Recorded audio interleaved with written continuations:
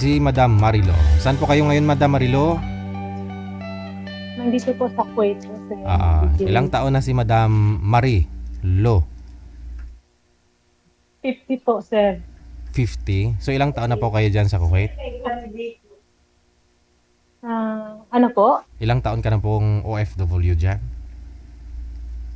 Matagal na po, DJ. Mga 3 dekada na? Mag 4 years na po itong May. Tagal na. Okay. Hindi pa nakapagbakasyon? Opo.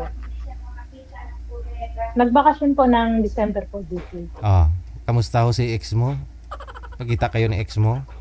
Wala na po kayo ng ex po, DJ. Wala. Ex na Wala talaga? na po. Ex-husband po ba? Wala po kayong anak? Mayroon po, 3. So, ilang taon na po kayong hiwalay? Nandun sa 15. 15 years. Tagal na, no? Bali, dito ka pa ho sa may Pilipinas, hiwalay na kayong dalawa? Nandito pa rin ako sa Kuwait, sa ibang amo ko. Ibang amo na ito. Ibang amo. Kumbaga, ho dyan sa amo mo, 4 years ka pa lang dyan ngayon. Pero dati ka na ba dyan sa Kuwait, no? Okay. Ilang taon na po bunso mo? Opo.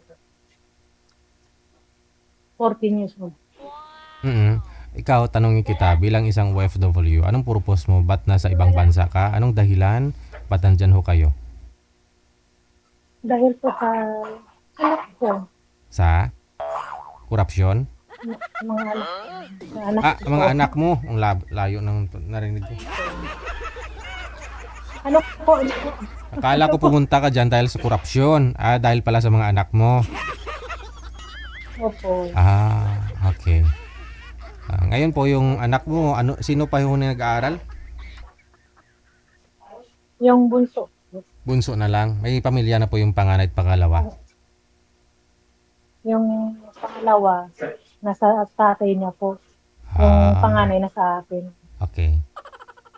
May pamilya na po Yung bunso panganay. ko sa uncle ko po yung bunso ko. Kinuha niya. Okay. So 15 years na po kayong hiwalay. Tama? 15 years, no? Hindi pa ho kayo nagka-boyfriend sa 15 years?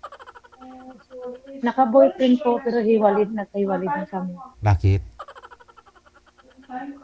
Hindi nakasundo. Ayaw niya sa mga anak ko. Iniwalayan ko. Kasi, pero nagsama Tinatanggap yung anak ko. nagsama po kayo, hindi? Nagsama kami isang taon. Isang taon. Pero doon po sa pagsasama ninyo, pansin mo parang malayo loob niya sa mga anak mo? Opo, sinabi niya talaga sa akin Na? may malayo ang loob niya sa akin, panganay. Panganay. Lalaki po ba yung panganay mo? Babae. Babae. Yun lang. Kasi siyempre hindi niya po yung tunay na anak talaga. Ano po yan siya? May mga anak na rin, ma'am? May dati rin po siyang asawa? Wala po siyang anak, binata. Binata. Ayun lang. Mahirap po yung ganyan, no? Oo. So, ikaw na rin po yung bumitaw o pinalayas mo siya? Siyang umalis? Ano po? Bumitaw na rin ako sa kanya. Okay. Ngayon, ano man po hanap mo sa isang lalaki? Binata o okay lang ho sa'yo single father? Pareho kayo may anak? Wala na ang problema sa father. Basta tanggap niya yung mga anak ko. Ngayon, Walang bisyo. mapabinata man or may single father, okay sa'yo basta tanggap anak mo? Okay, sige. Kung sino lang po dyan mga sir, no? May anak man o wala, binata man o hindi, okay lang basta tanggap yung mga anak ni madam, no? Wala pa ho kayong balak mag for good, ma'am? Hanggang kailan po kayo dyan? 5 years pa po, sir. 5 years pa. So 55 ka na, no? Opo. Pag Opo. matapos mo 5 taon mo lang ngayon, 55 na po kayo. Okay. Sige. Standby lang po kayo, ma'am, sa linya. Ha? Manawagan pa ko, Okay. Sige.